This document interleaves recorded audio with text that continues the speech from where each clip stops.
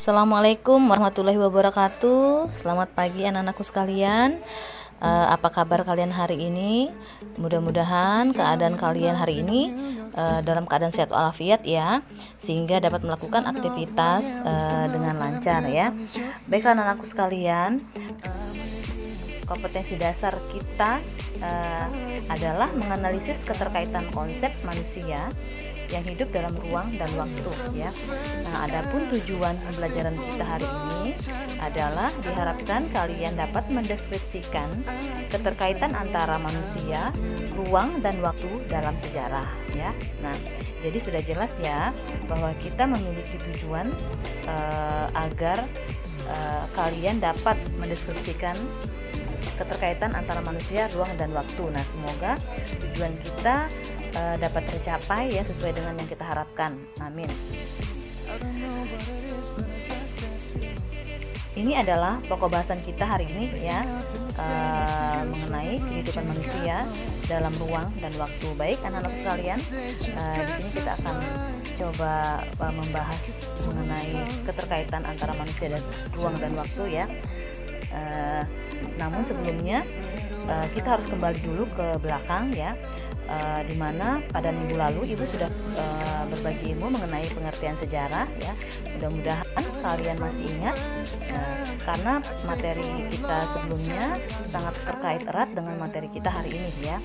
Baik ya, mudah-mudahan kalian masih ingat ya apa itu sejarah. Nah, di sini akan Ibu coba mengingatkan kembali kepada kalian bahwa ilmu sejarah itu adalah ilmu yang mempelajari tentang manusia dan juga peradabannya yang dimulai dari masa praaksara sampai dengan sekarang ya. Atau bisa juga disebut sebagai peristiwa yang terjadi pada masa lampau ya.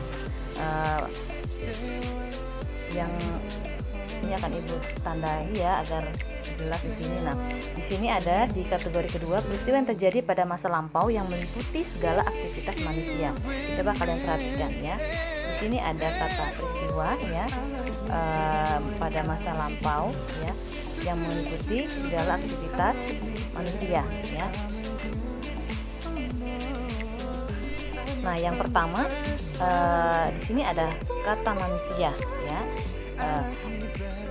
Tolong diperhatikan ya, definisi sejarah di sini terkait erat dengan peristiwa ya, peristiwa yang terjadi pada masa lampau.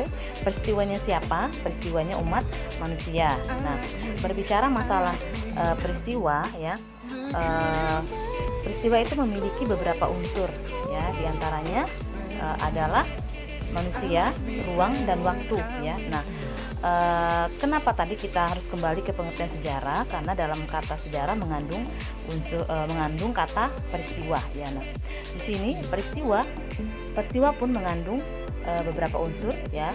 Ada unsur manusia, ada unsur ruang dan ada unsur waktu. Nah, manusia di dalam ilmu sejarah ya, di dalam sebuah peristiwa itu kedudukannya sebagai pelaku ya.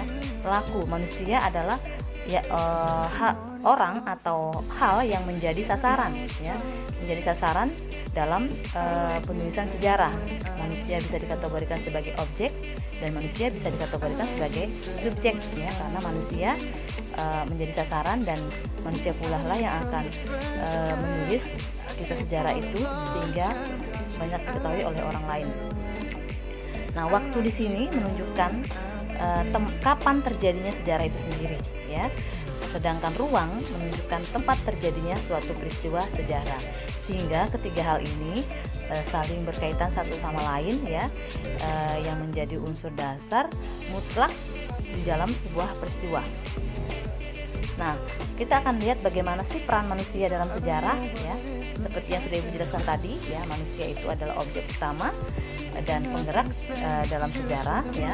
Artinya manusia menjadi sasaran dalam sejarah dan manusia pula lah yang nantinya akan mempublikasikan bagaimana peristiwa sejarah itu terjadi ya. Yang kedua, sejarah hanya dimiliki oleh manusia ya, bukan dimiliki oleh makhluk lain ya, karena manusia itu sendiri yang nantinya akan mempublikasikan bagaimana kisah itu dan manusia sendiri nanti yang akan merekonstruksi sebuah peristiwa sejarah ya. Yang ketiga, lingkungan alam mempengaruhi sejarah manusia. Nah, berbicara masalah lingkungan alam dan manusia, ini adalah dua hal yang sangat terkait erat ya, di mana lingkungan alam itu akan bereaksi sesuai dengan apa yang dilakukan manusia ya. Demikian sebaliknya ya, manusia pun akan bereaksi sesuai dengan lingkungan alamnya ya. Nah, di sini sudah cukup jelas sekali bahwa peran manusia dalam sejarah itu ya adalah sebagai objek utama ya, dan penggerak dalam sejarah, atau bisa juga dikatakan sebagai objek dan subjek ya dalam ilmu sejarah. Nah, di sini ada manusia ya, dikategorikan manusia dalam peristiwa itu bisa terkait sebagai manusia sebagai individu atau manusia sebagai makhluk sosial. Artinya dalam ilmu sejarah posisi manusia itu bisa dikisahkan kembali, baik dia manusia sebagai individu ataupun sebagai makhluk sosial ya, seperti itu. Nah, kita lihat lagi konsep waktu dalam sejarah ya. Konsep waktu dalam sejarah menurut Kamus Bahasa Indonesia ya, waktu itu adalah seluruh rangkaian saat ketika proses perbuatan atau keadaan berada atau berlangsung ya. Artinya waktu dalam sejarah di sini terkait dengan rangkaian proses yang terjadi ya. Kemudian waktu juga dapat berupa detik, menit, jam, hari, bulan, tahun, tanggal, dan lain-lain. Nah, tentunya hal ini harus ada dalam peristiwa sejarah ya. Nah, waktu merupakan salah satu konsep dasar sejarah yang ada di masa lalu. Karena kita berbicara masalah masa lalu ya. Nah, berbicara masalah waktu ya, dalam ilmu sejarah kita mengenal adanya masa lalu ya, masa lalu, masa sekarang ya, dan masa depan ya. Artinya kajian ilmu sejarah itu terkait masa lalu umat manusia ya, yang nantinya akan dikaji apakah ada pengaruhnya untuk masa sekarang dan masa yang akan datang ya, seperti itu. Baik, selanjutnya ada konsep ruang dalam sejarah ya. Nah, konsep ruang dalam sejarah di sini ya diartikan sebagai tempat terjadinya berbagai peristiwa sejarah ya. Tempat terjadinya berbagai peristiwa sejarah. Kemudian adanya ruang memungkinkan orang itu membuat kategori ya peristiwa sejarah berdasarkan tempat. Misalnya sejarah lokal, sejarah daerah, sejarah nasional, sejarah wilayah, sejarah kawasan, sejarah dunia. Ya, baik, di sini akan Ibu berikan satu contoh sejarah lokal ya. Contohnya di sini sejarawan menulis mengenai sebuah peristiwa yang terjadi dalam cakupan yang lebih sempit ya. Misalkan ya ada judul tulisan sejarah seperti ini ya.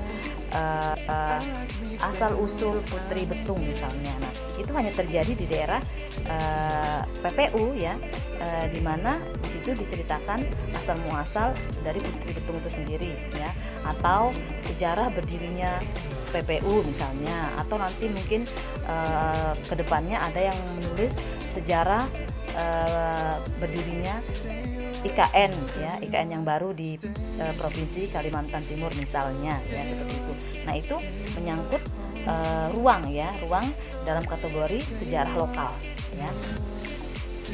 Nah, konsep ruang ya, ruang dan waktu dalam sejarah di sini akan diberikan contoh ya. Perhatikan gambar di samping. Tentunya gambar ini tidak asing buat kalian ya. Ini adalah gambar di mana saat itu Presiden Soekarno membacakan teks proklamasinya ya. Gambar di samping merupakan foto proklamasi tahun 45 ya, tanggal 17 Agustus tahun 45. Nah, peristiwa sejarah ini memiliki 3 unsur. Ingat tadi 3 unsur dalam peristiwa apa? Manusia, ruang, dan waktu ya. Nah, itu tidak boleh kalian lupakan ya. Manusia, ruang, dan waktu. Nah, unsur manusia di sini akan kita lihat siapa ya. Ada Insinyur Soekarno ya, dan Muhammad Hatta serta tokoh yang lain. Kemudian kita lihat ada unsur waktunya. Kapan waktunya? Yaitu tanggal 17 Agustus 1945. Kita akan lihat lagi tempatnya ya. Tempatnya di mana? Di Rumah Soekarno, Jalan Pegangsaan Timur nomor 56 ya. Nah, sudah jelas ya anak-anak sekalian, keterkaitan antara konsep manusia, ruang dan waktu dalam ilmu sejarah itu sangat erat sekali ya. Dimana ketiga unsur ini menjadi satu kesatuan ya, sehingga terbentuklah suatu peristiwa sejarah ya. Apabila manusia itu dikaji ya, tentu saja berkaitan dengan ruang ya, dan juga berkaitan dengan waktu ya. Baik anak-anak sekalian, alhamdulillah materi kita hari ini telah selesai ya. Ibu ucapkan terima kasih atas perhatian kalian ya. Semoga ilmu yang kita kaji hari ini bermanfaat buat kita semua ya. Ibu selalu mengingatkan kepada kalian ya, selalu bertingkah dan bertindak ya sesuai dengan aturan yang berlaku ya, di mana sejarah dan pengalaman hidup itu adalah guru ya.